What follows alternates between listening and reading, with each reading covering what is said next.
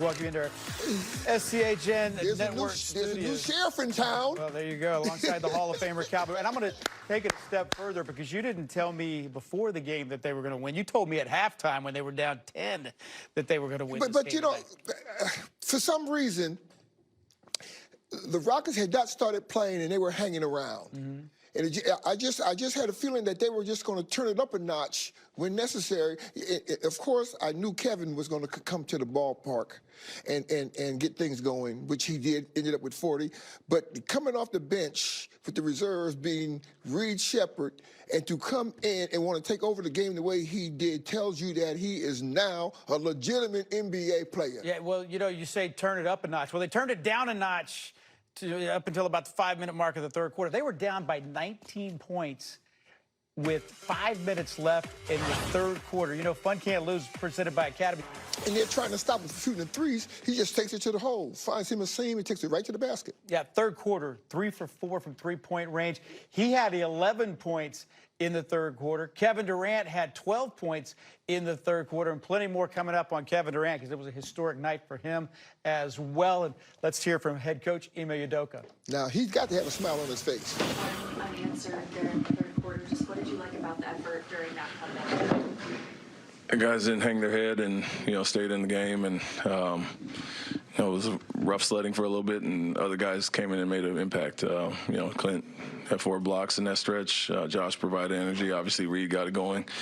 But, when it's sluggish for some guys, it's great to have a spark, and I felt like 3 or 4 guys did that. Speaking of spark, another great game for Reed Shepherd. Just what have you seen from him, not only tonight, but really since the All-Star break? Yeah, confidence, aggressiveness, like I always say. I think, they were really concentrating on him early, trapping a lot, had the bigs up, switching a lot of his actions, and he stayed the course. And, missed some shots early, but the stops got out in transition, hundreds of shots, and guys found him. And so the fact that he didn't hang his head, like I mentioned, stayed the course and then, came through when it counted. Any info on Jabari, what you saw? He just stepped on Alperin's foot and rolled his ankle. I think, so it's a game-to-game thing, day-to-day, but it doesn't look too terrible, but he's getting checked out now.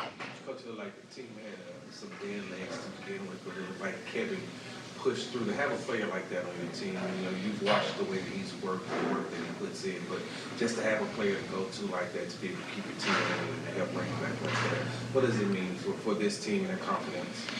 Yeah, it gives you a chance on an off night. And to your point, second night of a back-to-back, I think it's probably our most gutsy win this year, just being down 19 and going on that run, like you guys mentioned.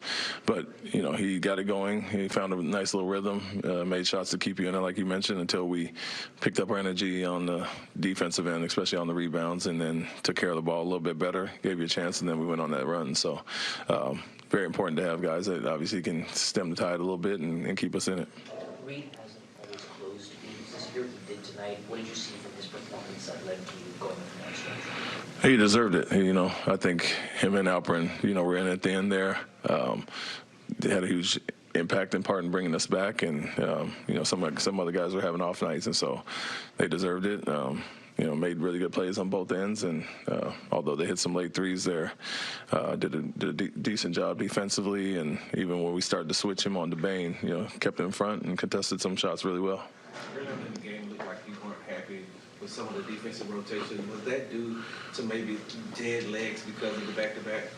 I wouldn't say it was rotations as much as offensive rebounding, plain and simple. They were muscling us. It was, I think, 11-8 after the first time out, and they may have scored 1 or 2 if not for offensive rebounds, second chance points. And so, 30 to 7 in that category to be outscored, by 23 in second chance points. It's tough to overcome, but I think we did it because of what we did in the second half. 11 turnovers in the first half, only 4 in the second half. And then they had 11 offensive rebounds half, ended with 15. And so we cut those 2 and gave ourselves a chance. Coach, it's a long season, but what would you say is the biggest area of growth you've seen so far from your team? Yeah, just being resilient, I think. We continue to search for consistency, and you're not always going to have it from quarter to quarter, game to game, but guys continue to plug away. And I think, it's easy to hang your head on the second night. Like I said, getting in late last night, being down 19, but other guys brought the spark and brought the energy. And so I've said that for years now, that we don't really quit. We're going to continue to play, and rarely do you see us get blown out because of that. And so gave ourselves a chance there, got the sparks, like I said, and then the big dogs came back and finished it. Just 12 minutes for Durant tonight. What was it like? It's just off, I think, on both ends in the first half.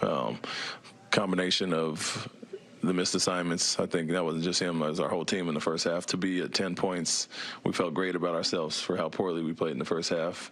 And that was part of it, defensive assignments. Rebounding was a thing, too. I think it was everybody other than Suggs had offensive rebounds, so they were just gang rebounding as a unit.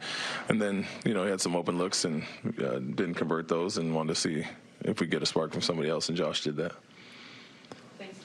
Thank you. At 3-point well, but I talked about everybody having to get something out of possessions now.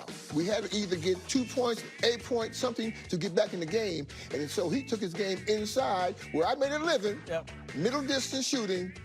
The rest was history. And he did it when the Rockets needed it the most. Had 26 in the second half, 12 in the third, 14 in the fourth. And talked about the history.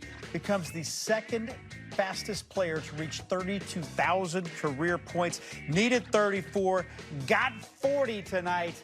And only Michael Jordan has reached the 32,000 career point plateau faster than Kevin Durant. One game faster than LeBron James.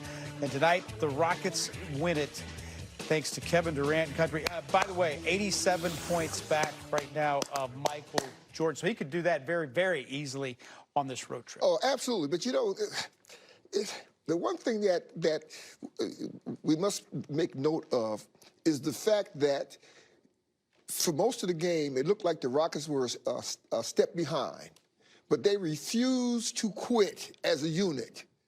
And when people come off the bench as a reserve and play the way they do, talking about Shepard right now, it's all about your mental readiness. It's all about coming in ready to do your job. There's no accident in being good. You've got to be ready to be good. I thought Josh Okogie was big, too, in that third quarter. Good point.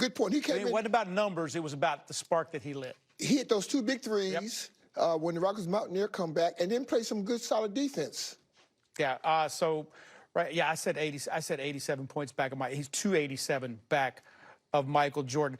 Tonight, though, the Rockets shoot 58% in the second half. They go 25 for 43. Remember, they were outscored by Orlando in the first half by 21 points from beyond the arc. Correct. But it's amazing what defense can do for cutting somebody's shooting percentage down when you go out and take what they were doing well away. Now, Baines had a great game. I'll give that to him. But going down the stretch, they took away, his effectiveness, where he was scoring in bunches at one time, and they stopped that, defensively. All right, Rockets win it tonight. What a great win it was. And I know the guys who called this one had a lot of fun, too. Craig Ackerman and Ryan Hollins, guys.